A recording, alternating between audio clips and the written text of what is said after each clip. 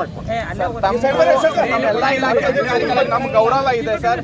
ಮಾನ್ಯ ನಾವು ಶಾಂತಿಯುತ ಹೋರಾಟ ಮಾಡಬೇಕು, ನಾವು ಇಲ್ಲೇ ಹೋರಾಟ ಅಲ್ಲಿ ಮಟ್ಟ ಬಂದು ಇದನ್ನ ಮಾಡ್ಬೇಕಂತಿತ್ತು ಸರ್. ಆದರೆ ಇವತ್ತು ಯಾವಾಗ ಅವರು ನಮ್ಮ ಆದೇಶ ಪ್ರತಿಯನ್ನು ಹರಿದಿದ್ದಾರ ನಾವು ಅದನ್ನ ಸಹಿಸುವುದಿಲ್ಲ ಸರ್. ಅದಕ್ಕೆ ತಾವು ಮಾತಾಡ್ರಿ, ಅವ್ರನ್ನ ಬಂಧನವಾಗುವವರೆಗೂ ಕೂಡ ನಾವು ಇಲ್ಲಿಗೆ ಒಂದು ಧರಣಿ ಕೊಡಬೇಕು ಅಂತ ಹೇಳಿ ನಿರ್ಧಾರ ಮಾಡಿದ್ದೀವಿ ಸರ್.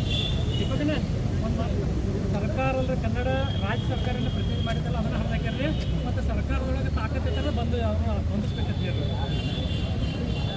ದಯವಿಟ್ಟು ಅವ್ರನ್ನ ಬಂಧಿಸುವಂಥದ್ದು ತಕ್ಷಣವೇ ಆಗ್ಬೇಕು ಸರ್.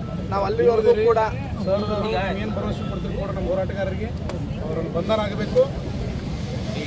ಜಿಲ್ಲಾಧಿಕಾರಿಗಳು ಎದುರುಗಡೆನೇ ಆಗಿರೋದ್ರಿಂದ ಹೌದಾ, ಅವ್ರ ಜೊತೆ ಈಗ ಜಸ್ಟ್ ಆಗಿರೋದ್ರಿಂದ ಈಗ ತಮ್ಮದು ಏನು ಮನವಿ ಇದೆ ಅದನ್ನು ಸ್ವೀಕಾರ ಮಾಡಿ ನಾವು ಅದ್ರ ಬಗ್ಗೆ ಚರ್ಚೆ ಮಾಡ್ತೀವಿ. ಚರ್ಚೆ ಮಾಡಿ ಸರ್ಕಾರ ಕ್ರಮ ತಗೋಬೇಕು. ಅವಶ್ಯವಾಗಿ ನಾವು ಜಿಲ್ಲಾಡಳಿತ ಬದ್ರಿದ್ದೀವಿ ಹೌದಾ. ನಾವು ಮಾತು ಕೊಟ್ಟಿದಂತೆ ಅವ್ರಿಗೆ ಪ್ರೊಟೆಸ್ಟ್ ಅವಕಾಶ ಮಾಡಿಕೊಟ್ಟಿಲ್ಲ ನಾವು. ಅರ್ಥ ಆಯ್ತಾ? ಮುಂದೆ ಈಗ ಪ್ರೊಟೆಸ್ಟ್ ಆಗಿ ಯಾವುದೋ ಅವಕಾಶ ನಾವು ಕೊಡಂಗೂ ಇಲ್ಲ, ಕೊಟ್ಟಿಲ್ಲ. ಅರ್ಥ ಆಯ್ತು ರೀ. ಸೊ ತಾವೇನು ಈಗ ಹೇಳ್ತಾ ಇದ್ರಿ, ಈ ಸದ್ಯಕ್ಕೆ ಆದ ಘಟನೆ ಇದೆ, ಅದರ ಬಗ್ಗೆ ಸ್ವಲ್ಪ ಸಾಹೇಬರು ಚರ್ಚೆ ಮಾಡ್ತಿದ್ದಾರೆ, ಅದಕ್ಕೆ ಸ್ವಲ್ಪ ಬಿಸಿ ಇದ್ದಾರೆ. ಅದಕ್ಕೋಸ್ಕರ ಈ ತಮ್ಮ ಸಾಕಷ್ಟು ಅಹವಾಲನ್ನು ಸಾಹೇಬರು ಸ್ವೀಕಾರ ಮಾಡಿದ್ದಾರೆ. ಅದಕ್ಕೋಸ್ಕರ ನನ್ನ ಪ್ರತಿನಿಧಿ ಡಿ ಸಿ ಬರ್ತಾರ ಅದಲ್ಲ, ನಾವು ರಾಜ್ಯದ ಪ್ರತಿನಿಧಿ.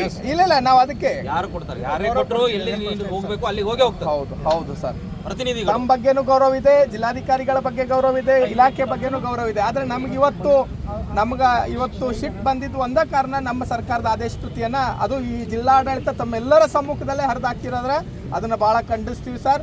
ನಾವು ಇವತ್ತು ಶಾಂತಿಯುತವಾಗಿ ನಮ್ಮ ಸ್ವಾಭಿಮಾನ ರ್ಯಾಲಿಯನ್ನು ನಾವು ಘೋಷಣೆ ಮಾಡಿದ್ವಿ, ಅದೇ ಥರನಾಗಿ ಮಾಡಿದ್ದೀವಿ.